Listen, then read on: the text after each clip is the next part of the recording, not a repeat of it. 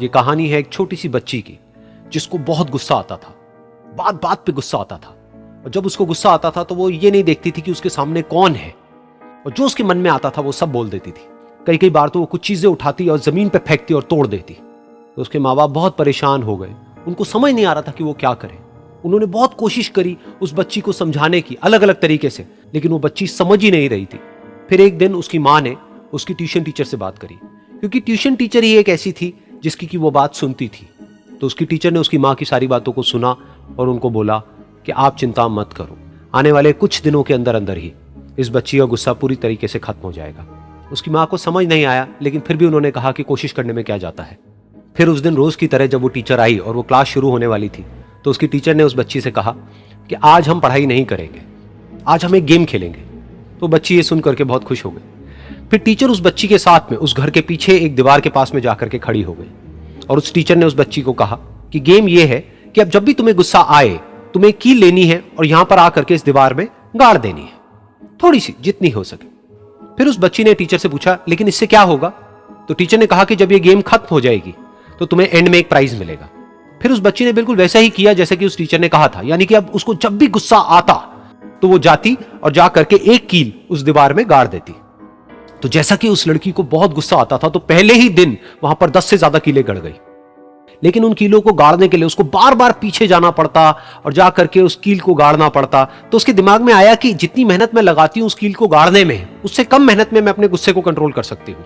अगले दिन 8 कीलें गड़ी, उसके अगले दिन 6, फिर 4, फिर 3, फिर 2, फिर 1। फिर एक ऐसा भी दिन आया जब एक भी बार उसको गुस्सा नहीं आया और एक भी कील उस दीवार में नहीं गड़ी, और वो बच्ची बहुत खुश हो गई। खुशी खुशी वो अपनी टीचर के पास में गई और जाकर के उनको बताया कि देखो मैम, आज मैंने एक भी कील उस दीवार में नहीं गाड़ी है, क्योंकि मेरे को एक बार भी गुस्सा नहीं आया है। तो मैम ने उसको थोड़ी सी शाबाशी दी और मैम उसके साथ में उस दीवार के सामने जाकर के खड़ी हो गई। अब मैम ने उस बच्ची को कहा कि गेम अभी खत्म नहीं हुई है, अब तुम्हें क्या करना है कि जिस भी दिन तुमको बिल्कुल भी गुस्सा नहीं आता है, उस दिन के एंड में तुम एक कील को इस दीवार से निकाल दोगी। तो बच्ची ने वैसा ही किया, लेकिन क्योंकि कीलें बहुत ज्यादा थी तो 1 महीने से भी ज्यादा टाइम लग गया उन सारी कीलों को बाहर निकलने में।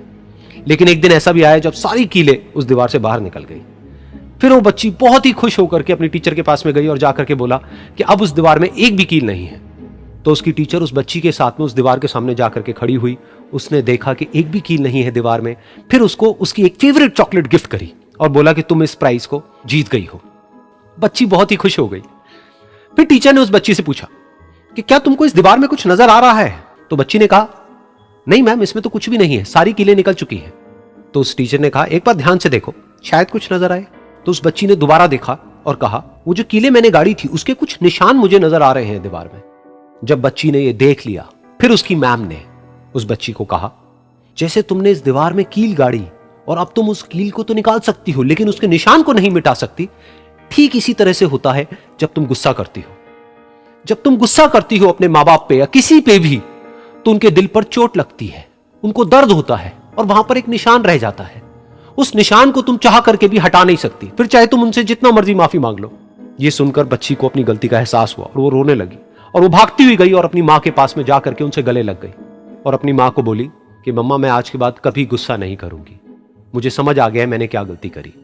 और उस दिन के बाद उस बच्ची ने कभी गुस्सा नहीं किया।